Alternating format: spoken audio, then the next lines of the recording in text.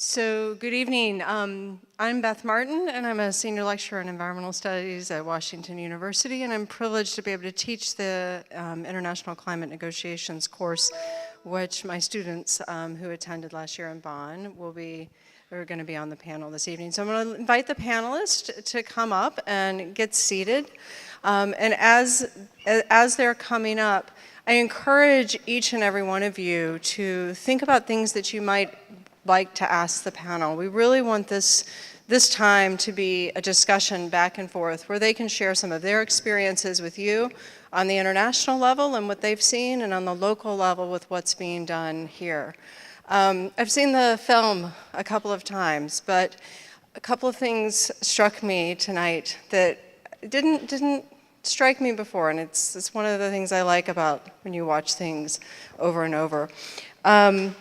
But one of the things is that Dr. Sellers was saying that he has faith in people. He said he has faith in people, and then the Pope talked about needing to speak as loudly as we can. And finally, thinking about how we control what we do next. And so I think all of those things, because of all those things, I'm encouraged that everyone's here tonight, and I'm encouraged that we have a panel of such amazing young people who have done incredible things in their lives. And so what I'd like to do is have them introduce themselves, do a short introduction of who they are, why they're here, and then we're going to go straight into Q&A. So Ingrid, would you like to lead? Hi, I'm Ingrid Archibald. I'm a senior at WashU. I was one of the students who was lucky enough to be an observer to COP22 in Bonn, Germany. COP23 in Bonn, Germany this past November. And I'm an environmental policy major at WashU, and I am also very involved in our green community, and I serve as the president of our Student Environmental Council alongside with Sarah. Hello, I am Sarah Greenberg. I am also a senior at WashU. I study environmental policy. I was also at COP23, and I was following the topics of mitigation and nationally determined contributions. So I'm excited to talk about it with you guys. Hi, I'm Andrea Gottschalk, and I'm a WashU student. I study sustainable urbanism, and I was at COP23 with these ladies as well. And I just want to second what Beth said about just appreciating you all for being here and engaging this conversation. Hi, everyone. My name is Claire Schroet. I'm a SLU undergrad student studying neuroscience and theology. I'm part of our Green Billikens organization on campus, as well as our sustainability committee that we've just recently formed. And my focus is more on our choices in diet and nutrition, as well as food waste, and how to be more sustainable in our day-to-day lives. So really immediate action, as obviously is necessary. Hello, my name is Spencer Ruggles. I am a sustainability master's student here. I'm also a sustainability coordinator in the Office of Sustainability and Benchmarking in our Facilities Services Department here at St. Louis University. I engage with student body quite a bit. I try to touch as many areas under the realm of sustainability as possible. So I'm open to whatever type of questions you might have. I might not have the answer for it, but I'll try my best. Thank you all for being here. Okay, so thank you. We have 2 microphones on either side, and so we'll do our best to get them. So can I open the floor for questions? Hello there, my name is Brian Etling, and I'm originally from St. Louis, along with my wife Tanya that's here tonight. I'm also a volunteer for an organization called Citizens Climate Lobby that's been around for over 11 years. And Citizens Climate Lobby, we're a nonpartisan organization that we have over closing in on 100,000 volunteers across the United States. We're also worldwide. And what we're doing is we're trying to get Congress to pass a revenue-neutral carbon tax, or what's called carbon fee and dividend. And what we do is we lobby members of Congress, like in, for instance, June, we will lobby all 535 congressional offices. We talk to Democrats, we talk to Republicans. And me personally, I've lobbied over 20 offices, or been in 20 congressional meetings. I've lost track over the years. And I know when I meet with Republican offices, what they tell me privately is much different than when they tell me in front of the TV cameras. They tell me that they get what I'm saying. Climate change is important, but they're not hearing from their constituents on this. And so one of the things I would recommend you guys to do is, I brought these constituent comment forms. They're on the tables here, there's pens. I encourage you to fill them out. I'm gonna be going to Washington, D.C. this June. So I really encourage you to contact your members of Congress on this issue. That's really how we're gonna make a difference on that. And I was hoping you guys could comment on this also, the importance of contacting our elected officials and engage them on taking action on climate change.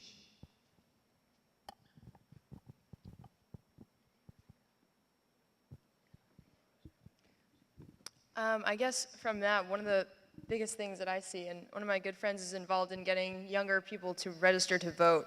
And I think that is absolutely right on line of what you're talking about. Also, there's such a discrepancy between our younger generation being perhaps the most enthusiastic. However, on ballots, we're clearly not coming out to vote. So on the same line, I think contacting our government as closely as we possibly can, as well as getting our younger generation to vote and to get out to the polls and vote when they need to be voting. When we take action like we say we will, when the younger generation does step up, I think in terms of a college student perspective, that's what we need to be doing, and I think things like this are just as important. And I'll parrot what the professor from Harvard, Gergi Mankiw, said. Politicians follow what their constituents are saying, so if we hear a lot of constituents voicing opinions about climate change and the need to enact policies to counter the detrimental effects of climate change, then maybe we'll start to see a more drastic change, not only in a political means, but also in a social and environmental means as well. I just want to add on to that. We saw in the movie that a lot of this is financially motivated, and I think that that's something that we can't forget. So I think bringing attention to the fact that we know our politicians are being funded by the fossil fuel industry and demanding that they stop receiving donations from the fossil fuel industry is going to be far more effective than them knowing that constituents know that it's important. As long as fossil fuel industries are in the pockets of our politicians, they will care more about money than I think what their constituents believe in.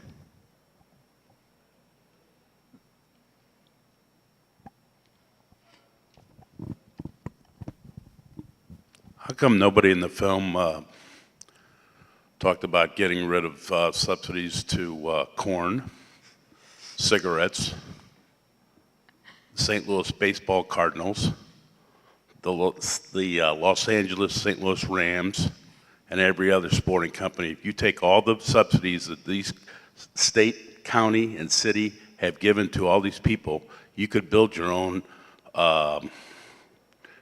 wind things by itself. And why would you have a carbon tax, which is the most degenerate tax you can have, and hurt the people that are begging to pay their bills as they are now? I mean, there has to be a better way to solve this problem than killing the people that are making $24,222 right now. And how come we're subsidizing professional sporting teams, corn, tobacco, and these other places? How come these people, Mr. DiCaprio, hasn't gone into saying, cut these subsidies?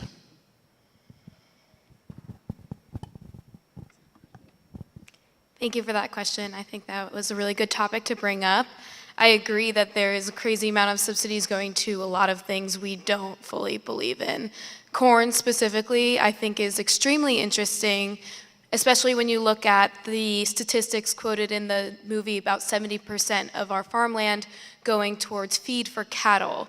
And a lot of that is coming from these subsidies making cattle feed, aka corn, less expensive. I agree that perhaps there could be a better way to internalize the externality of pollution coming from carbon. So I think that there needs to be some type of policy on that. Maybe you could look at carbon taxing just for companies. So you tax the carbon just used to produce products rather than taxing the consumer. And I think that there are many different ways to explore that topic.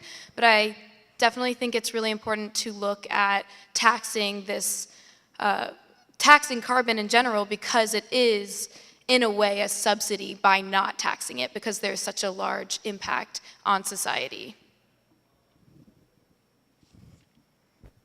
I would just add also that what your question poses is that climate change action is fundamentally linked to social justice and to economic justice, and we really, we have to redo all of our infrastructure systems and our energy systems, and I think that to be able to do that, we're also going to have to reimagine our culture and our social systems, and that we won't be able to do the technical transitions we need to do unless we confront the economics of it and the interests that are kind of dominating the conversation right now. So I think that's fundamentally important, and that was definitely something I learned from being at COP in the meetings, was that equity within countries, so within the United States, and between countries, between developed and developing countries, is fundamental to the conversation.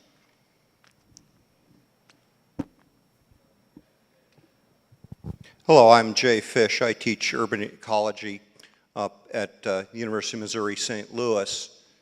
I'm a bit worried about keeping the conversation just at the level of public policy changes without some fundamental changes in thinking.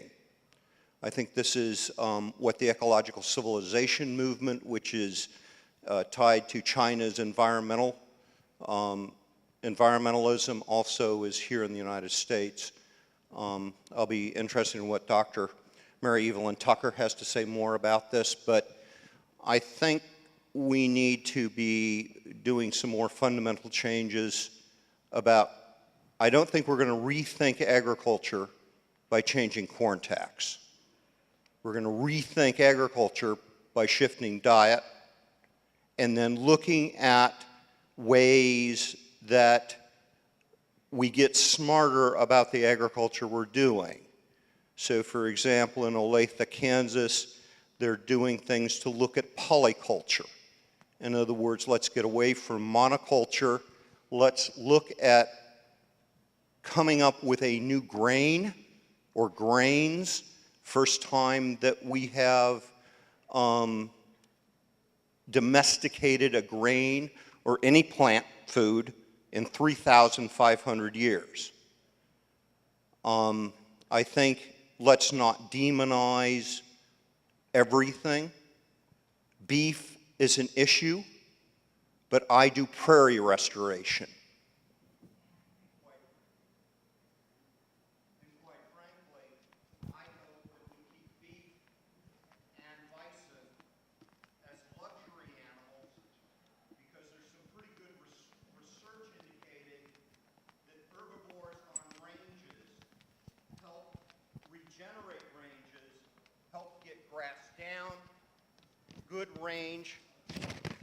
Good range can sequester 1.33 tons of carbon a year, and soils, we are just starting to discover how well soils work for sequestration. So I think it is indeed, I think we need to pay attention to Aldo Leopold and think about how we think like a mountain rather than thinking piecemeal or merely with policy band-aids. Thank you. I mean, from my perspective, I think that agribusiness is probably the most important thing that we need to focus on if we are talking about immediate change and any hope for reversal of any of these effects.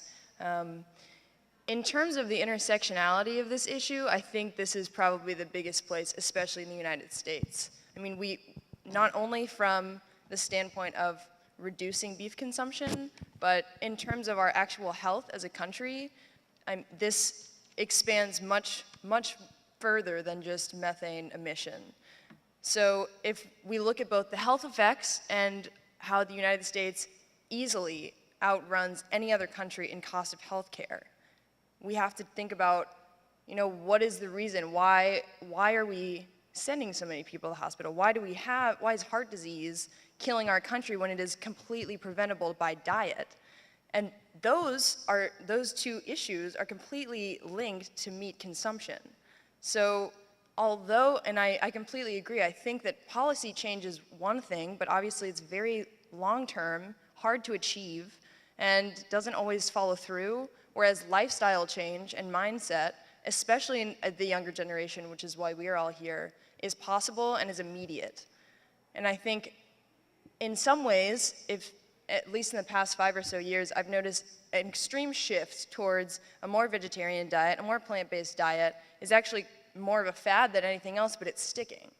And we're becoming a healthier generation because we're becoming more mindful of what we are doing and what we are eating and how every step we take every day has impacts on other things. So in terms of a mindset change and lifestyle change rather than policy change, I think that is a much more reasonable and immediate approach than policy change. And that's where I spend my time focusing as an environmentalist, is how do we change the minds of these people rather than focusing on how do we implement laws that may or may not be passed or may or may not be followed through with.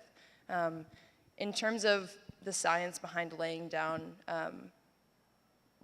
a stronger base for our agriculture, I'm not as well versed in, but I do think that one of the biggest things we can do is every time we eat a meal, think about how that is impacting our environment, each other, and the health of this country and other countries, because there is a reason we are the unhealthiest country, yet have the most access to science and medical science especially. We're so focused on fixing these issues rather than having a preventative action. So I think those two things are extremely linked, and if we don't have a lifestyle change, policy change is futile anyway.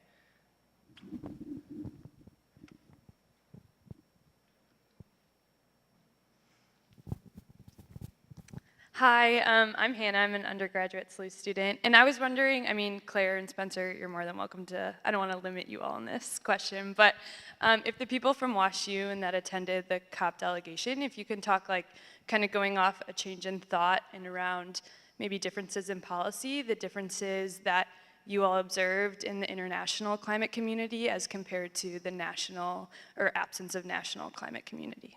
Thank you.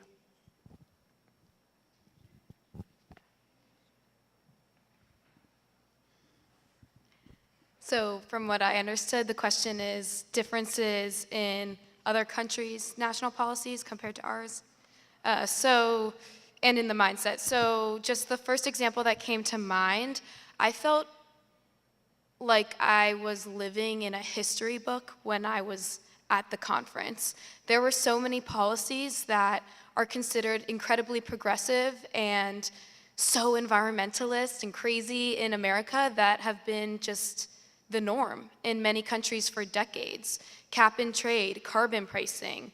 One, for example, was that a lot of companies don't want to publish their carbon emissions in their accounting practices. That's something that we don't want to have required. I thought that that was a debate happening everywhere. It is common practice in many countries that companies should be publishing how many emissions they are creating by creating their products. So in some respects, there were things where I felt like, wow, we are so far behind. Talking to other Americans there, though, I felt a little bit more rejuvenated, knowing that there are many other people like me. And in our generation that also see that and are ready to make a change and are accepting what other countries are doing and wanting to be that example in the future.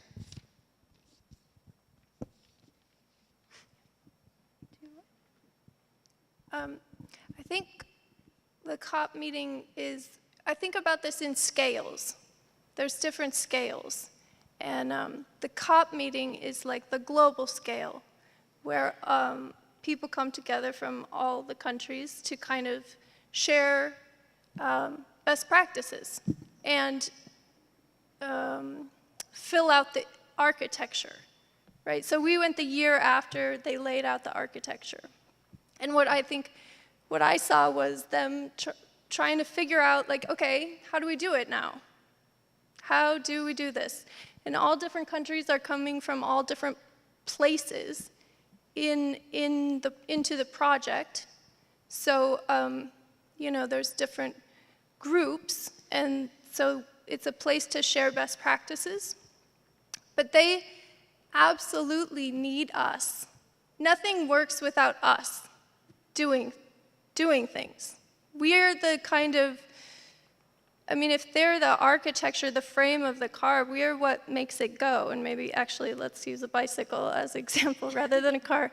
But so being at the COP meetings was like this incredible saturation in the conversation, you know?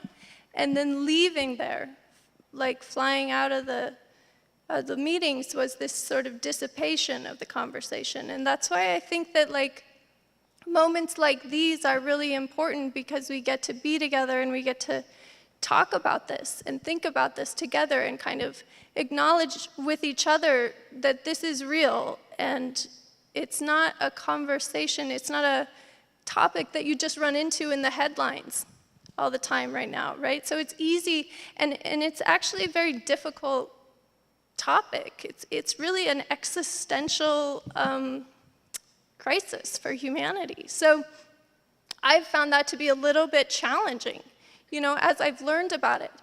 And in that process, then learning about like, okay, well, we got to do something, and we can do a lot of things.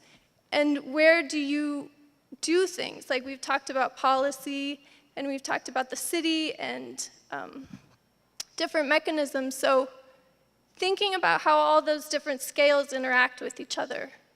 And they really start with us in our bodies, in our environments every day. So like the choices we make about food, or just even observing like what's happening. Like there's lights on. Okay, so how does that happen? And if we want that to keep happening, we need to understand a little bit about it. And so I would just invite us all to start thinking about ourselves as the city, you know? I've never called my constituents before this year, and it actually takes less than 5 minutes. So it is something really easy that we can do. And part of doing that is paying attention to what's happening, which makes us participants in what is happening, so.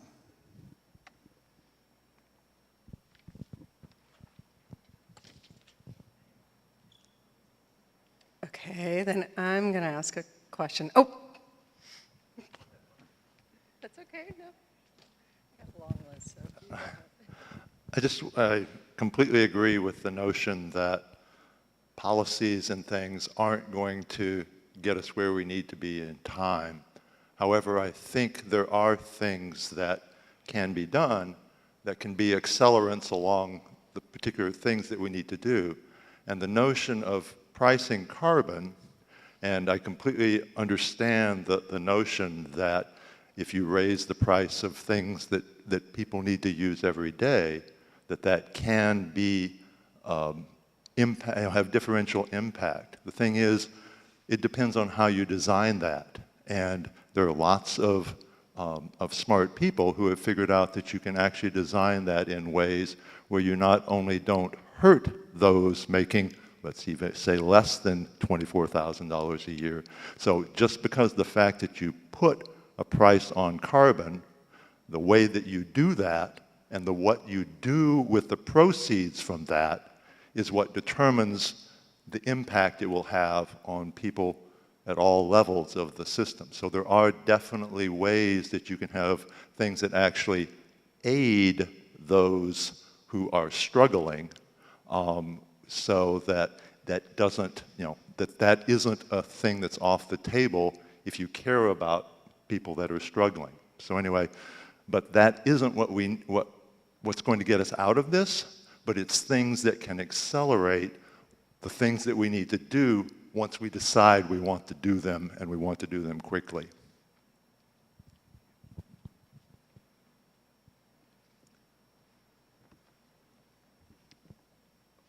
I'll just say,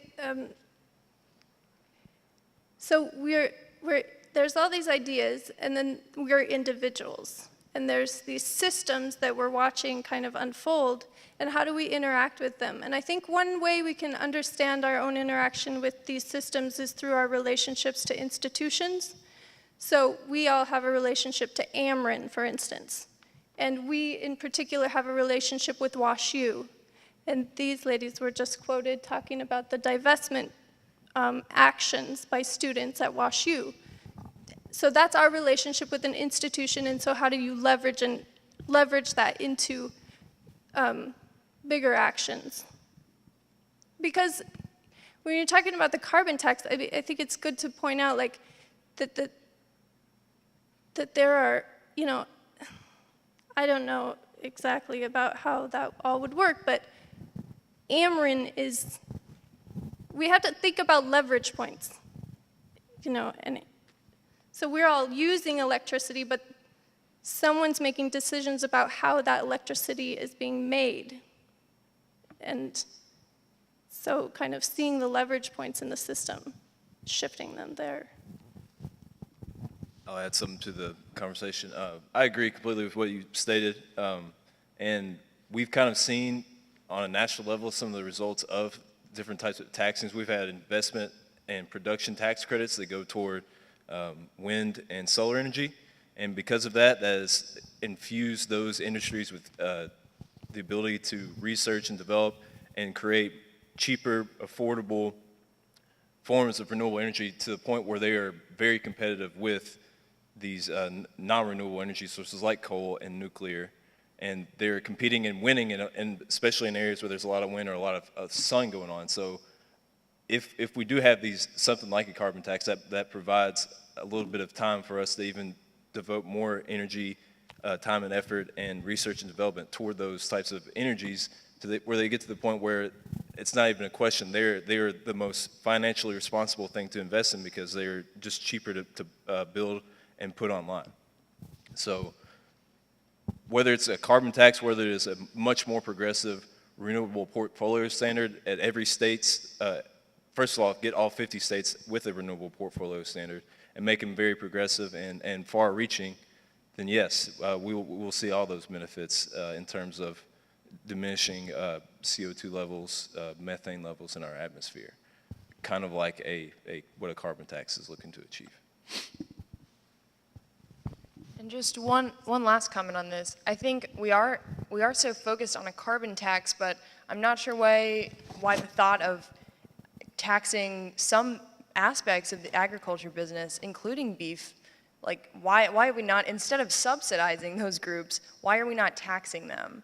Like it was even mentioned in the film, methane is far more dangerous to our atmosphere than carbon dioxide. So yes, we are focusing on a carbon tax, and I think that would do great things, but also we should be looking in other ways that we can be taxing groups that might be, if implemented correctly, less of a deficit to already underserved groups, and maybe we'll even switch in terms of how we eat and how we think as a society. So, I mean, think about it right now, like if you were living on $2 to $3 per meal every day, you're not gonna go to Whole Foods, you're gonna go to McDonald's. So those things are the cheapest right now, and that's only escalating the problem further. Whereas if we were to actually tax these companies, tax huge aspects of the agricultural business, then we might see a larger change and have less of a kickback from groups that are concerned about a carbon tax. the higher tax got, got rid of a lot of cigarettes. So those taxes do make a difference. There are a couple of things. I know the guy talked about the people who have low wage, the coal people, and having spent a good deal of my time in Kentucky, I realize that they are very poor, but their job is also very dangerous. And some Silicon Valley people came to Kentucky to see if they could hire those people to work for them. What you need when you take away a job is to give another one. That's one thing. Another, on our farm in Kentucky, we do raise cattle, but they're grass-fed, and we have also planted many trees, and I think they've come to the conclusion that the trees negate the amount of cattle that we raise. So everybody has to think of balance. But that you can't have the huge feedlots because there are no trees and you're feeding the cattle the wrong thing, producing more methane. I think too that something that is easily forgotten that, I mean, I was reminded of even watching this film, that 70% of our land is used just for cattle feed. And when we think about that on a much larger global scale, it's a little bit shocking that we have third world countries where people are dying of starvation while we are spending 70% of our land use, 70% of the land we do use, on feeding animals so that we can later feed them. I mean, that is a privilege that we don't often even think about when consuming a hamburger. But that is a huge, once again, a huge intersectional problem that we are just ignoring as on a global scale. And I think that is, that's pretty massive. And in terms of land use, just by like grazing cattle, the amount of protein, plant protein that we could grow and produce on that same land that is required for, you know, open range cattle farming, things like that. I mean, the difference is massive. And it's something that, once again, if we aren't mindful of it when we consume these things every day, then it will completely go unnoticed because we are so removed. I mean, the urbanization of the United States in general removes us from these processes so greatly. Whereas, you know, I see the issue, the cultural problems and the cultural reasons that are stopping us from switching over to a more plant-based society. However, we do have to think about the safety of our world, you know, actually like consider our actions in terms of other people and like be a little bit selfless in what we are doing. And it's hard for me to justify us using that much land for an open range kind of situation and that much food when there are people dying because they can't eat while we're feeding our cattle as much as they need. I'd like to just add on your point about jobs. I thank you for bringing up that point that when we take away jobs from the fossil fuel industry, we need to be creating new jobs for those people. And that feeds into these issues of social justice that we're talking about. And it's not that people in fossil fuel industry are terrible people to begin with. The workers are just trying to make a living for their families. But I think going forward, those mistakes have been realized, and people understand now that when you take a coal miner's job away, you need to be training them to start putting up wind farms or solar parks. And I hope to do work in that field and to make sure that that transition is a just one, and to make sure that we understand that automation can't be the answer when we're taking away a lot of people's jobs. Yeah, I think the solar industry has been by far the fastest growing industry the past 3 or 4 years in the United States, and it will continue on that upward trend as more people want to install personal solar panels. So yes, there are jobs that you can leave a coal mine and then get a quick certification training to be an installer and then hop onto that. There's plenty of people developing or installing solar panels in the, I'm from Central Kentucky. I know plenty of people in that field. There are job opportunities there. We just need to spread that knowledge to those areas that are being deprived right now.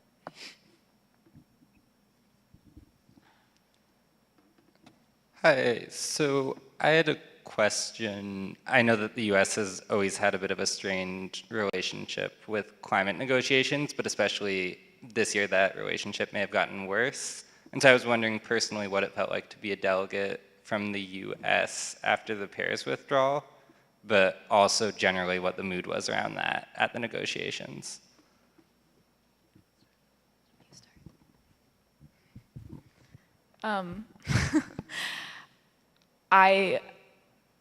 The word that I keep using to describe how I felt was ashamed and embarrassed. I didn't want people to know that I was from the US. It was really, really, really hard for me, emotionally and psychologically, to have the privilege of being there and to be there just from the perspective of getting to be there as a student, to have it be an educational experience, while other people were there to essentially ask people from the US to do what is right and to do what they need in order to survive. And that I was just there and I couldn't do anything to help or to justify or explain my country's actions or decisions. So I wasn't really in many of the negotiations, so I didn't get to hear a lot of what the US negotiators were saying, if anything at all, or comments that were made to the US. But at panels that I attended, the US was constantly being called out, especially by the developing countries and by island nations, for being complacent and for not stepping up and doing what we have an absolute obligation to do. So I didn't get to see a lot of the politics of that play out in the formal setting, but in the more informal setting, it was a constant theme of calling out the US and saying that it's an absolute ridiculous and insulting position for us to take as a country. Well said, Ingrid. So I was there researching mitigation and nationally determined contributions, so I had the opportunity to sit in on some of the negotiations, and America had 2 delegates in these negotiations that I sat in. Just based on their input, it seemed like they were taking more of a quieter position, but made sure that their desire to, that they voiced their, that they disagreed with a lot of the progress that was happening, but they weren't going to do anything to stop it. So they would say, oh, you know, we don't feel that this is something that we would feel comfortable moving forward with, but you can keep it for now and we'll talk about it next year. And that was a lot of what happened. It was just kind of like, all right, we'll just push this on for later. And for me, just as a student there, it felt like, oh, okay, so we're just here just to wait to argue next year. And then next year, are we gonna wait to argue the next year after that?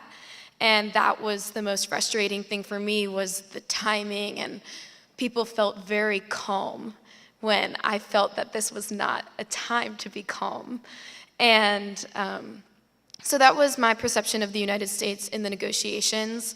Outside of the negotiations, the United States only workshop was a panel about developing fossil fuels, and that held, on that panel was Peabody and a couple other fossil fuel companies, and there was a giant protest. And something that I found was really interesting was that there were a ton of Americans that showed up at that workshop, and they sang "Proud to be an American" with their backs faced towards the panelists, and just to show what it means to be proud to be an American. And that's an American that cares about climate change, and that really showed the people at the conference that there's a bunch of Americans there that will be moving forward with better climate policies. But it was definitely embarrassing to be that country hosting that workshop, and to be one of the few students allowed to go,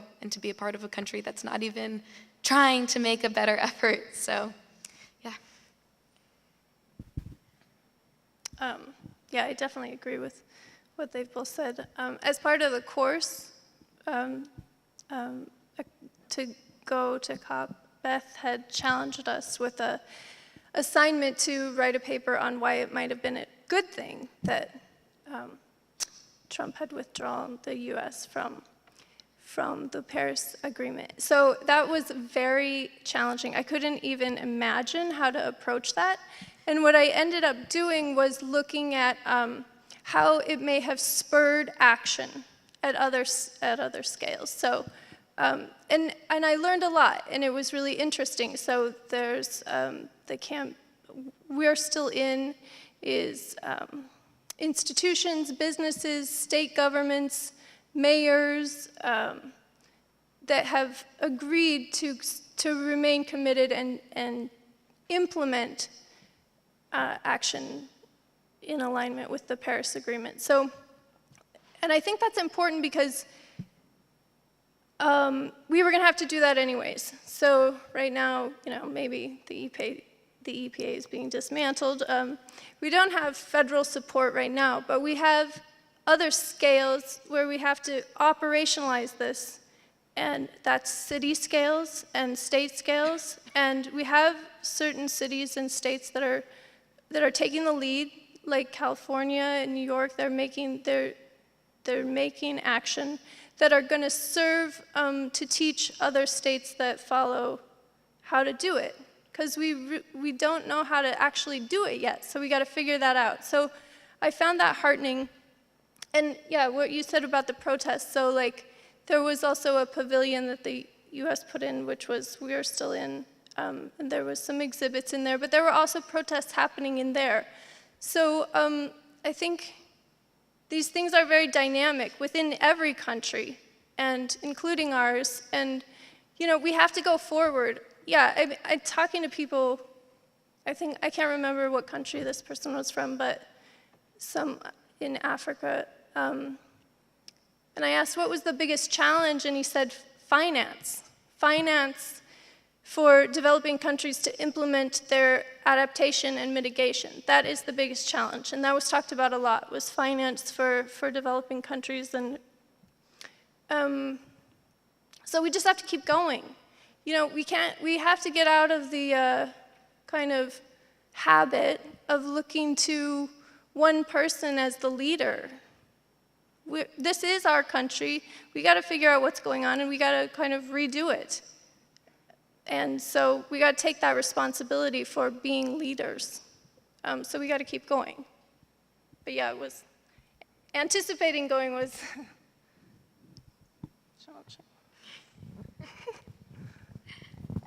Hi, my name is Kevin Maurer. I'm here for the Virginia Catholic Conference, and earlier in the conversation there was some discussion of the need to focus not just on policy but also our lifestyles. And part of that conversation focused on our diet and agricultural practices. And I'm wondering, what are some other ways that we can change our culture, employ philosophy, theology? Laudato Si talks about an ecological conversion. How can we employ these cultural values to cut carbon emissions?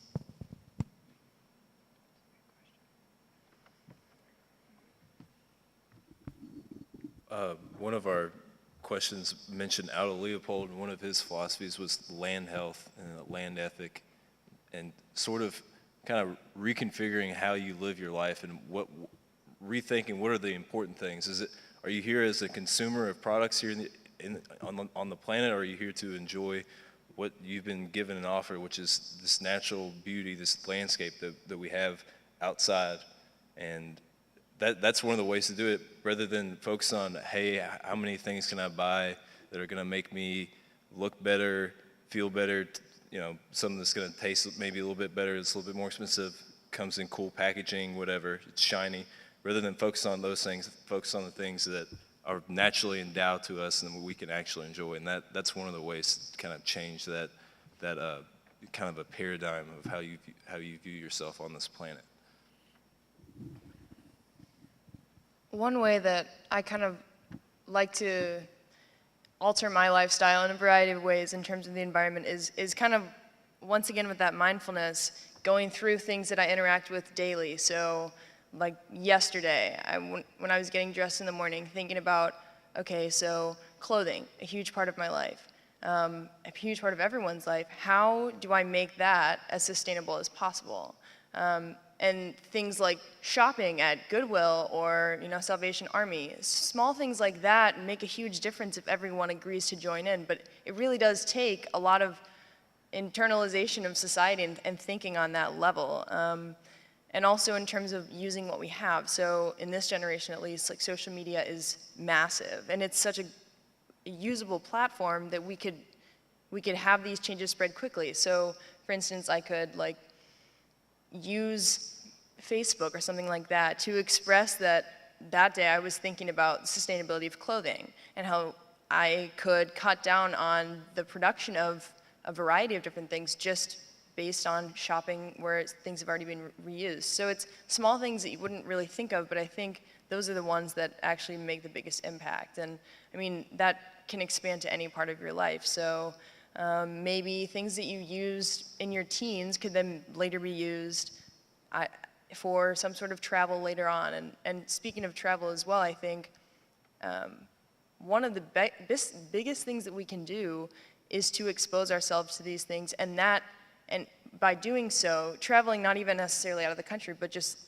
in other parts of St. Louis, that can bring to mind things you wouldn't normally think of, and ways that you could be more cost effective or more just generally think more about. So clothing was one of the ways that I thought about that too. You see people who have tattered shoes or who don't have a jacket, and like when you see things like that, when you've exposed yourself to things like that, then you go back to your own life and think, how can I cut down in that way? So I guess at the core of it, it would be being mindful about every aspect of your life. And maybe you could walk somewhere, or with these new Lime bikes in St. Louis, if you guys have seen them, instead of driving, maybe you could bike because it's getting better outside. So small things like that make a big difference if everyone agrees to join in.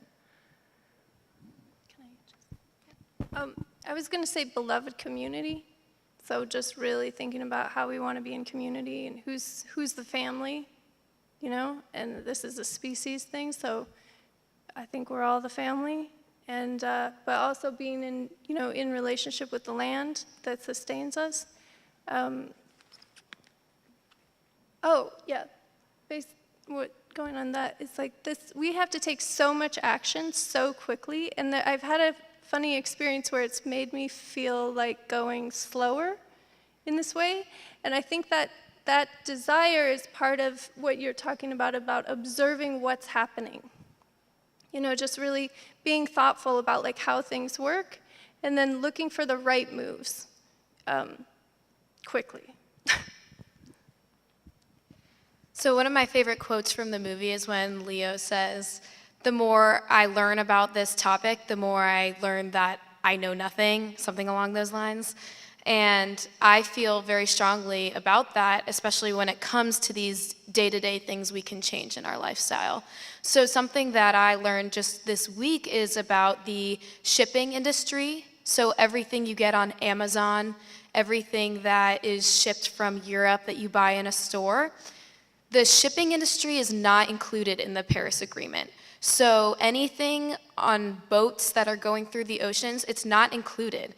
That's a huge amount of our carbon emissions for the world, and the shipping industry itself is trying to create some regulations, but that is something that we shouldn't be expecting policy on right now. It's up to the industry. It's not in the Paris Agreement, and you have it in your power to recognize the supply chain of the products that you're ordering and buying, and understanding if you're getting a European car or just a shampoo, what it takes to get from Europe to America, the amount of boats, trains, cars that it takes to get into your hands. And that's something that I hadn't even realized, that the more you learn, the more you know, these little things you can change in your lifestyle. So something that I think has run through all of these answers, which are all really wonderful, and something that I've been thinking a lot about in terms of philosophy, which is my other major, and so something that I'm thinking about a lot, especially environmental ethics, is how we can personally, on an individual level, ironically, I guess, dismantle both anthropocentrism and individualist thinking. So I've tried to start thinking of myself not as one person or as one entity at all, but just as part of everything that's happening. So, for example, I'm really passionate about ocean conservation and ocean issues. And I think that people often feel like that's happening out there and that it's not here, especially when we're in Missouri and we're very landlocked and we feel far away. But the truth is, and as was talked about in the documentary, all of these Earth systems are interconnected, and going smaller scale than that, we're all connected to one another. Like Andrew was talking about community, thinking about everything as our family, as the planet and all species, across species, within species, from ecosystem to ecosystem. I think that having that mindset is, for me, really inspiring and motivating. And I think is something that we don't often think about and that we're often told to not think about because we think very anthropocentrically. Okay, so we've reached the end of the evening, and so I wanted to say thank you to each of our panelists for being here with us tonight and sharing your experiences, your thoughts, and your perspectives. And I also want to say thank you to each of you for also being here tonight and being open and willing to learn and share about climate change moving forward. 2 quick announcements, just a reminder that over here on the table is the information on the Citizens Climate Lobby. And also tomorrow night at the Chavez Arena, there will be Bill Nye and Carl Pope will be speaking, and that should be an excellent evening. So I would highly recommend that you see what you can do to be there as well. So thank you so much for being here tonight.